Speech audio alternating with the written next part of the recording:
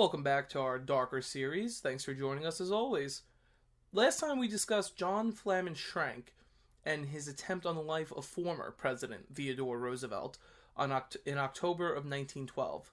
Today, though, we'll be discussing the second and final time an assassin would wound a president of the United States.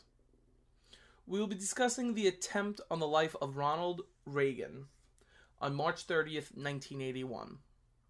Now, this is extremely recent compared to our other assassinations.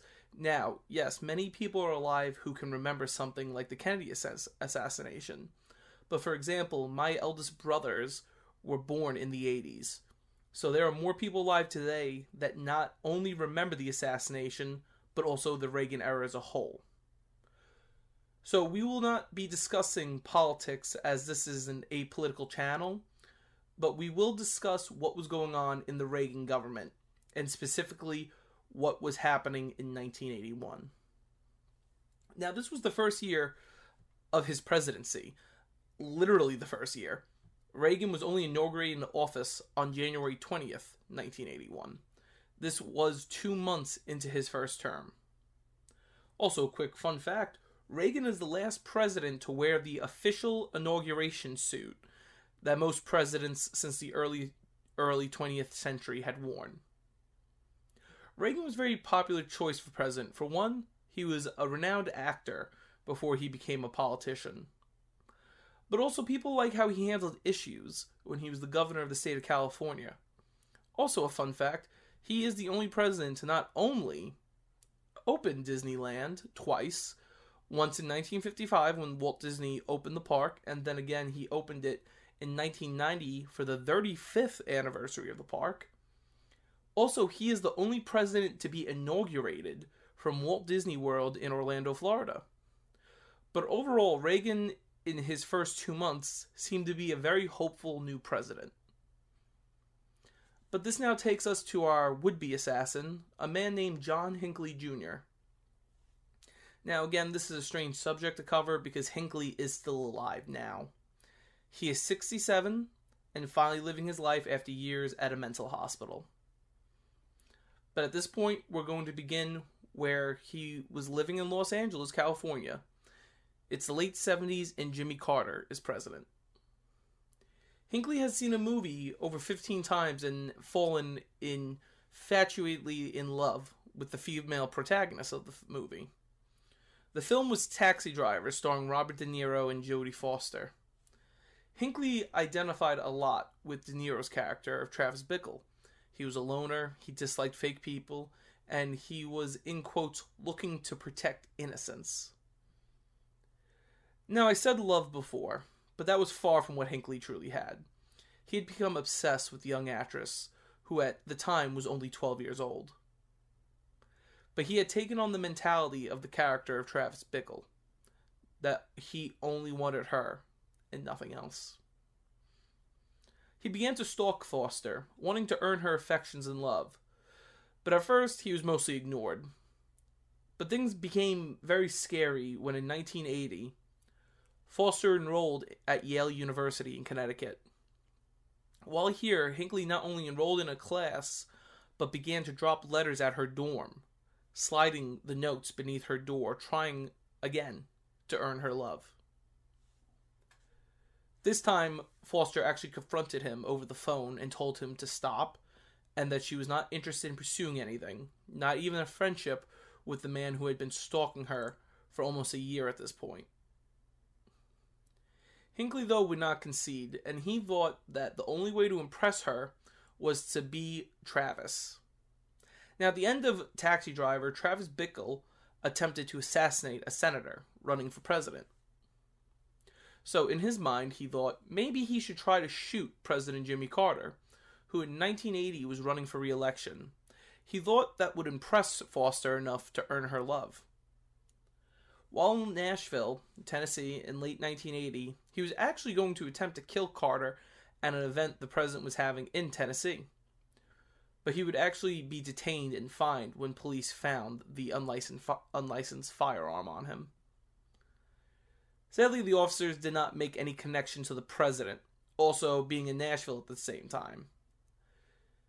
He would then return to his family home, but he would be put in a psychiatric care for a period to help combat his crippling depression. But while being treated, he changed his target to the newly elected President Ronald Reagan, who had just beaten Jimmy Carter in the election. He also began to study the Kennedy assassination, and became somewhat of an admirer of Kennedy's assassin, Lee Harvey Oswald. He would send one last message to Foster, who had at this point not only gotten the Dean of Yale involved, but also the Yale police force, who were now searching out Hinckley, who was no longer on campus or even in the state of Connecticut. The letter said the following: "Over the past 7 months, I've left you dozens of poems, letters, and love messages in the faint hope that you would develop an interest in me. Although we talked on the phone a couple of times, I never had the nerve to simply approach you and introduce myself. The reason I am going ahead with this attempt now is because I cannot wait any longer to impress you." He would then leave for Washington, D.C. At this point, even with the Secret Service, the president was still far more approachable. But Hinckley began to stalk and follow Reagan. But now, you all know I love my little myths and stories surrounding events, so let me bring you all to your attention to First Lady Nancy Reagan's thoughts on March 21st, 1981. Just a few days before the attempt, she and the president went to a fundraiser at, of all places, Ford's Theater. She looked up at the booth where Lincoln had been shot and thought to herself, that even with all the Secret Service protection we had now, it was probably still possible for someone who had enough determination to get close enough to the president to shoot him. Finally, we arrived to the 30th. President Reagan had just given a speech at the Washington Hilton Hotel at a conference of the American Federation of Labor and Congress of Industrial Organization. While leaving, he stopped to wave to the crowd, when suddenly at 2:27 p.m., 6 shots rang out.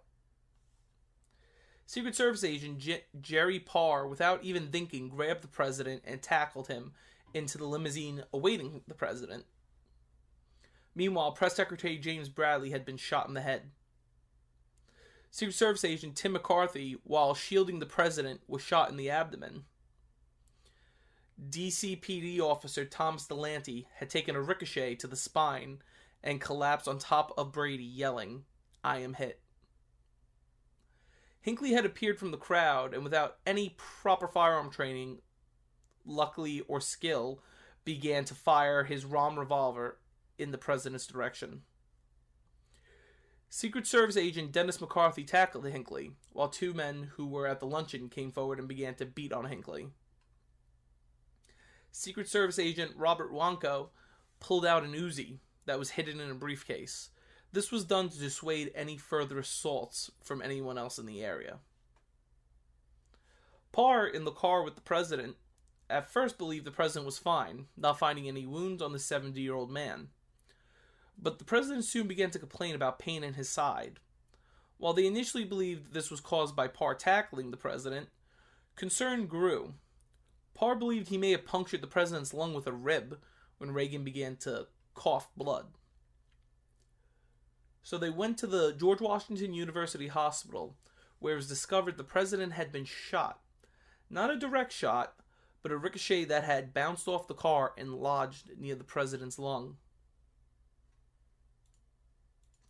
They rushed the president into the ER, but the nurses at first didn't realize who the individual was, so they asked for the address and the name of the victim.